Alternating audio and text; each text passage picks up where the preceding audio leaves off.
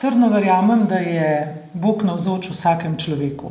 In tudi kot duhovna spremljevalka se trudim odkriti njegovo navzočnost v vseh ljudeh.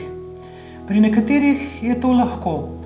Takšni ljudje, ki že navzven izražajo nekako veselje, zadovoljstvo, upanje, ljubezen, ko so njihova dejanja polna sočutja in ljubezni, tam ni težko. Takšni ljudje so na nek način prav podobni Jezusu. Kaj pa pri drugih, pri tistih, pri katerih je na prvi pogled težko zaznati Jezusove poteze? Takšni, ki so zagrenjeni, nejevoljni, ki nas s svojimi besedami ranijo in tako naprej.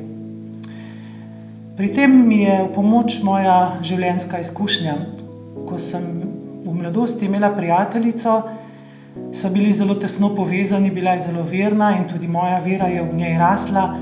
Bila je res pravi odsev Božje ljubezni. Nekako prijazna, topla, vedno pripravljena pomagati.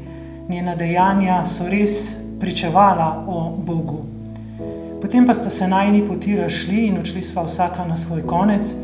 Ko pa sva se po nekaj letih spet srečali, je skoraj da nisem mogla več prepoznati. V njej ni bilo več sledu o njenem prejšnjem življenjskem veselju.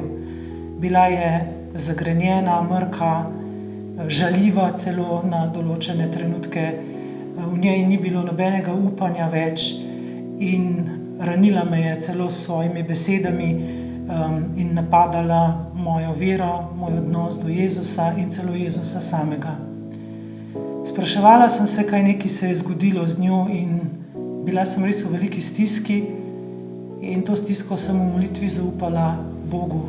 Moledovala sem Jezusa, naj mi pove, kaj se je pravzaprav zgodilo z odnosom med njo in njim. Pa sem zaslišala v sebi besede uječi.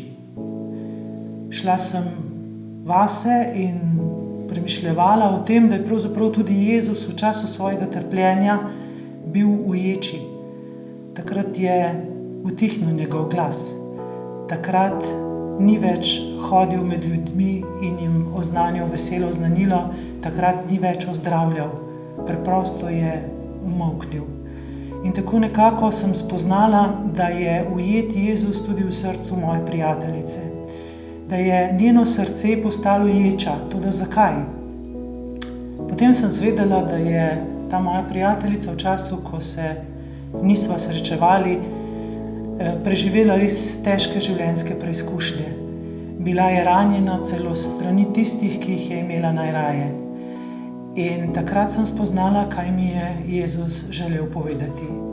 Te njene rane, te njeni strahovi, ki jih je preživela, te žalitve in vso to neodpuščanje in sovraštvo, ki se je nabrala v njej, vse to so zapahi, ključavnice, s katerimi se je zaklenilo njeno srce.